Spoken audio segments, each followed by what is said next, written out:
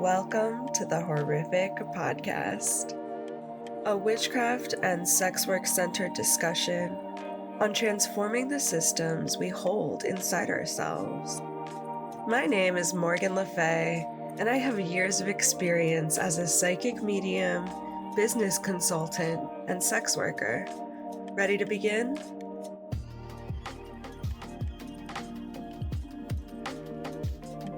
Hey whores, Morgan Lafeuille here to bring you the first part in what I hope to create into a series of conversational chill, a little bit of story time, personal experience, and advice on one of my favorite subjects and activities in the world, femdom. Now, this episode has been in the works for a few months, as these things go, and I recorded what I thought was just a partial episode because I got interrupted by the damn jets that fly over my house. But I was reviewing the content today, getting geared up to finish this episode, and I realized that it stands pretty well on its own. It definitely is unfinished, and there is a lot more to discuss when it comes to femdom. I am, however, particularly interested in you, my audience. Any questions that you particularly have, I would love to do a more question and answer focused lean to these femdom episodes, because while I have a lot of personal experience and interests, I'm much more interested in what the collective that I'm speaking to is curious about, and especially if that collective does include folks who aspire to do femdom, whether professionally or personally. Those are the type of people I would love to speak to, because I have been there for a long time and I was able to cross the threshold, and I do discuss some of how that happened in this episode before I get cut off. However, I'm really doing this not to toot my own horn and brag about my accomplishments, although there's a good little dose of that in here, but to open up a conversation that I would love to have with people who resonate and relate to my particular offering of trauma-informed and magical, liberation-focused sex work and self-employment, alternative employment. So if that's you, send me an email, morgan@morganlafeuille.com. It's in the show notes. Even if it's just to say hi, I would love to know who you are. One more note I want to share before I let you hear or watch this episode, depending on how you are consuming it, is that this is not only unfinished, but also not intended to be professional advice. This is intended to be a personal telling of my own journey and my own story, to serve as inspiration or just an example of an individual, myself, wanting to become a femdom and what steps I personally took to get there. However, you need to do your own research. That doesn't mean that you need to be an expert before you start anything, and I will discuss that as well in this episode, but please understand that I am not positioning myself as an authority or an expert in this subject. Kink involves risk. It's an activity for adults. It is something that I'm directing to an audience that is above the age of 18. So if you are not above the age of 18, please stop listening to this episode and stop consuming my content. But yeah, that's just a little caveat I wanted to give. Nobody can make you an expert or tell you every possible thing to look out for that could go wrong when you're getting into kink, whether as a dominant or a submissive position. This is something that you need to explore on your own. You need to understand what your boundaries are, what your desires are. And I hope that the advice that I give in this episode helps you to do just that, to start that line of questioning and to start that line of personal exploration that will get you to the point where you feel more confident.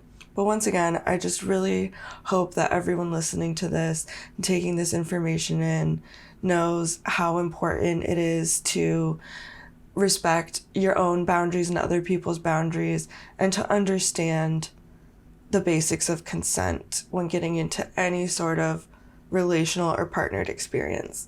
Okay, let's get into Femdom Part 1.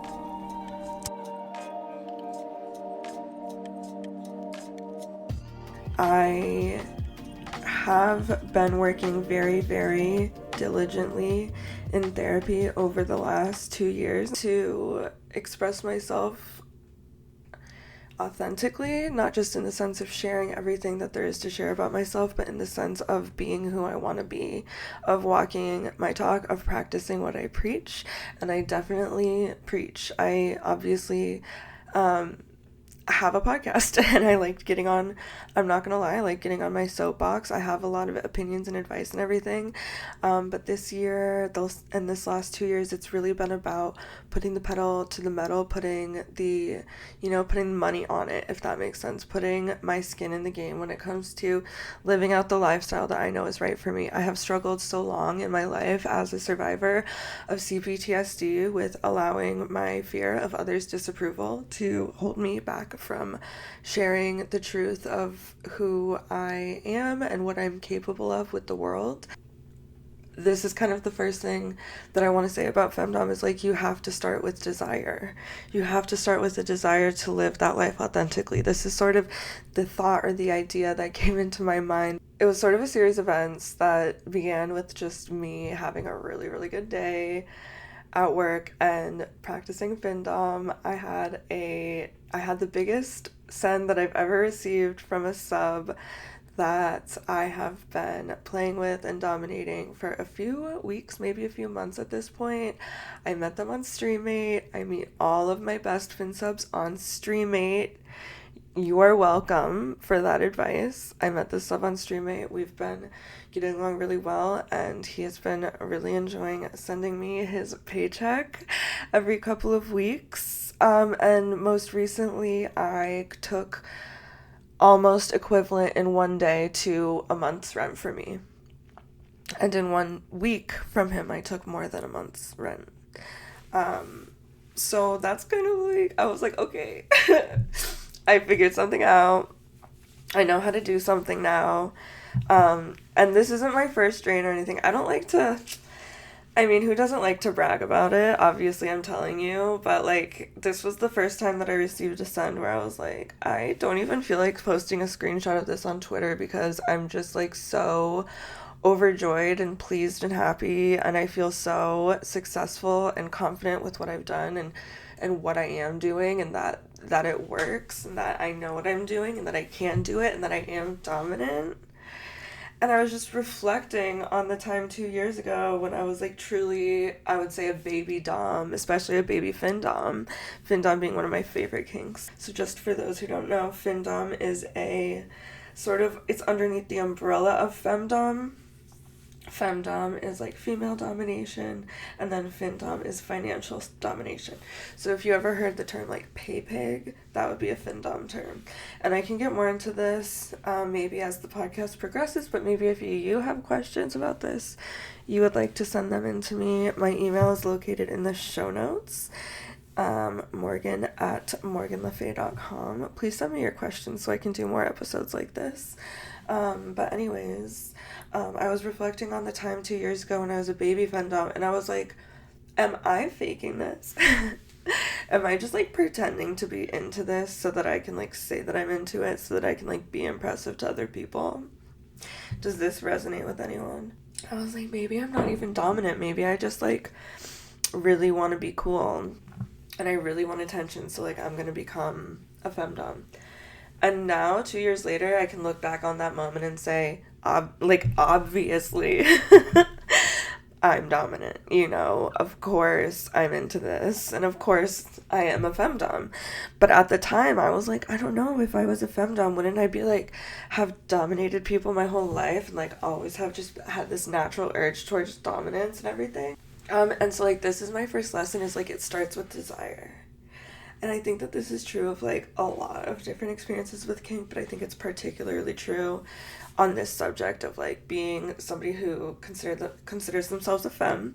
So this is gender inclusive, in my opinion, of everyone other than a, cishet male, heterosexual male, like the they doms, the them doms, like, we're all here. Anyone out there who considers themselves a femme and is curious about domination, so is curious about femdom, like, that curiosity is the seed. It is the starting point. It is the place that you need to begin at in order to walk, like, down the true path of femdom.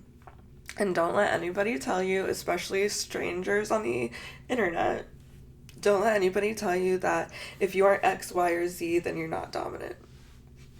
If you're a switch, you're not dominant.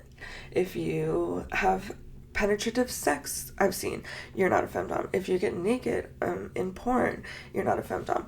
Throw all of that out the window. The only thing that you need to be a femdom, in my opinion, is to dom people as a femme, consensually. And that's what I've been doing for the past 2 years, and I'm really just excited to share more about it in this episode. That's just the first thing I wanted to say, is like, imposter syndrome is so real, and I really think the only difference between wanting to be a femdom and being a femdom is doing it and then enjoying it. Because what I can say is that my sexuality and the way that I receive sexual gratification from femdom has grown and deepened and changed in a lot of ways since I got started. When I first got started, it sometimes felt clunky to me. It sometimes felt awkward to me. I sometimes felt like I was just pretending to be dominant. I think that's really normal, and that doesn't mean that you are not dominant. I think just the very idea of being interested in exploring femdom shows that you have a side of you that is interested in having that position, that power, right? Being in a dominant position in a dynamic, especially in a dynamic with men. Okay, and so then that's gonna get into the next thing that I want to share about femdom, which is sort of just the basic root idea of it. And this subject is something I was already planning to talk about in this episode, but it was also suggested to me by a mutual of mine on Instagram, who I talk a lot about kink with and sexuality, and they suggested that I discuss the difference between femdom as a humiliation, because it's humiliating to be dominated by a woman, versus femdom as a desire to be overwhelmed by the beauty of women and just overwhelmed by the beauty of womanhood. And just once again, when I say woman, I'm talking about like kind of the way I look at myself gender-wise in femdom. If that doesn't resonate with you, of course, you don't need to take that on. And gender does play a really big role in this. And just to say, in case I have any new followers, and even for my old followers, listeners, it's always worth mentioning, women includes all women. It's not just cis women, okay? So all women are women, trans women, cis women, non-binary women. Okay, this is a trans-inclusive space. All TERFs can get out of here. Thank you. But with that said, I wanted to talk about kind of the thing that really made it make sense for me when I first started exploring, specifically reading about femdom and reading about sort of the philosophies behind it. And of course there are many, and I won't sit here and tell you that there's one expert of femdom that you can learn from that will teach you everything you need to know. Unfortunately, my Google Chrome history I accidentally erased so I don't have access to a lot of the resources that I was reading from when I first started researching this 2 years ago. But for me, I think that that's kind of good and an okay thing, because I think we should all do our own research. I don't think that I could be sitting here giving you good advice about femdom if I didn't tell you to do your own research on your own time before rushing into anything. The first thing that sort of hit me in my research was this idea and this notion that femdom specifically exists because it's subversive and therefore perverse in our society, in a Western patriarchal society, for women to hold power over men sexually. It's a very simple concept, and it's literally rooted in and stems from patriarchy. It's literally a subversion of patriarchy. That's why, femdom is distinguished from just regular BDSM domination, because it's specifically about womanhood and about misogyny and about essentially subverting misogyny. One warning I will give is that there is a piece under the femdom umbrella that is very white supremacist in nature. If you get into femdom, you may encounter things like race play that I consider to be unacceptable for me to participate in or really comment on, and this is true for a lot of kink, but especially femdom, because it's sort of rooted in this like political subversion. You tend to get other sorts of like political kinks in there that are not so good, but I won't devote any more time to that on this podcast episode. But what really is kinky about it is the idea for men of giving up their power to women sexually. That's what makes it hot for not every single male sub, but for a lot of male subs. And to me, that's the reason why femdom is distinguished from regular domination, because I think it really heals a piece or a part of both of the people who participate in it. Whether you're in a lesbian situation, whether you're in a heterosexual situation, whether it's paid, whether it's personal, I just think the act of a woman topping, having a cock, being the one to fuck, being the one to make demands regarding their pleasure, being served. These are all things that are reserved for men in traditional intimacy within the patriarchal, Christian Western world. And so that is, I think, one of the core things to understand, is that femdom, especially for people with a marginalized identity in general, to take in a position of authority, of giving commands, of setting rules and seeing that they're followed, of leading. To me, that all sort of falls under the category of femdom, just the same way that feminism is intersectional and must include the liberation of all people, not just cis women, right? And so femdom includes all people, not just cis women, in terms of subverting the traditional and real de facto power dynamic that we experience. And there are so many amazing Black femdoms and trans femdoms who I follow on Twitter mostly, because that's where I know them from, who talk about this as well, who I would love to introduce you to. Also in the links below, one person who really comes to mind is Mistress Marley. I am a member of her Patreon, and she's just one of the many amazing femdoms that I've personally been able to receive education from, just in that, Patreon subscriber level. So that brings me to the next thing that I want to talk about, which, there is that theoretical practice of it, but if I'm being honest, that was a lot more important to me. And of course, this is always true when you're learning about a new craft, but that was a lot more important to me before I had more experience actually domming submissives. The suggestion that I would make is to seek out people who want to play with you and people who are interested in experiencing a dom-sub dynamic. One thing that I did is that I started getting on Tinder, and I looked for people who wanted to be submissive to a woman. That's actually the one question that I got for this FAQ, so I'll share it now since it's coming up. But the question I received was, how did you get into femdom? And I'm going to share the answer to that. This question was asked by one of my submissives, one of my submissive play partners, who's actually the first person who I ever, like, explicitly dommed in real life. So they asked, how did you get into femdom? And so I saw this cutie on Tinder. And this was, like, right after I got out of my relationship that I mentioned, so I was in a little bit of, like, a slut phase. And I was just hooking up with a lot of people off of Tinder, as is my way, like, I'm not gonna lie.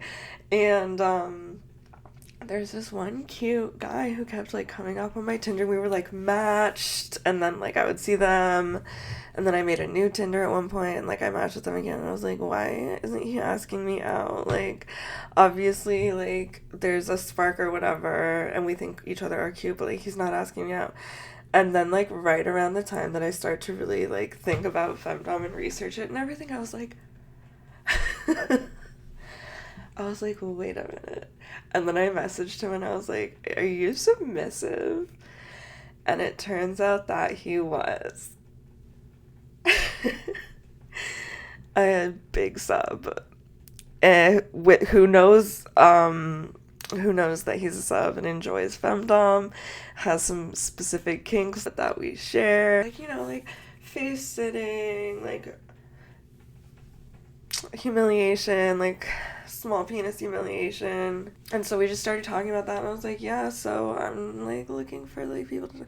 So I invited him over to my hotel room, and we just played together. And at that point, like, I had already, you know, I've been in kink, and even that summer I had been submissive in a lot of kink dynamics, and at that point I just had been in enough submissive kink dynamics to know what is really not okay, because it had unfortunately happened to me.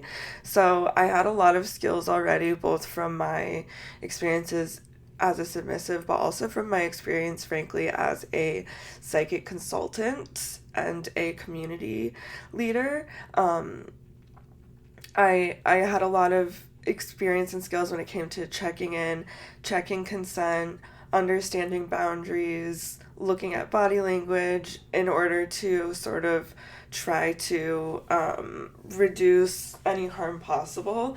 So the one guideline that really helped me at that time and that I continue to look at till this day is risk-aware consensual kink, which also has an acronym RAC. So risk-aware consensual kink is different than something else, which I learned about, which is called safe, sane, and consensual. That's more, that's like an older sort of kink acronym. But I prefer risk-aware consensual kink because it acknowledges that there are risks inherent to power dynamics, especially to, like, risky kinks such as humiliation, physical bondage, impact play, things like that. Like, kink has risk to it, and we need to be aware of those risks, and then we also need to make sure that we are getting consent whenever we do something risky. And that's when the jets started flying over. So I hope you enjoyed what I had to share in this episode. Maybe I made you giggle one time. That would be cool. I love to laugh. I live, laugh, love. Okay. Once again, if you have a question for me that you would like me to answer on my next installment of this chatty storytime style series on femdom, send me a line, shoot me a DM on Instagram, send me an email, telepathically repeat your message to me until it shows up in one of my dreams. That would be, like, my least preferred option. I'm just kidding. I hope you have a great week. I will talk to you soon. Mwah, mwah, mwah, mwah. Goodbye.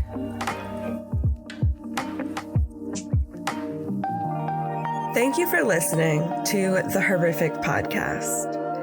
If you like Whorrific and want to support my work, please subscribe to this podcast and leave a rating and review on whichever platform you are listening. If you would like to get in touch with me, my Instagram, email, and website are linked in the show notes. Take care and stay horrified.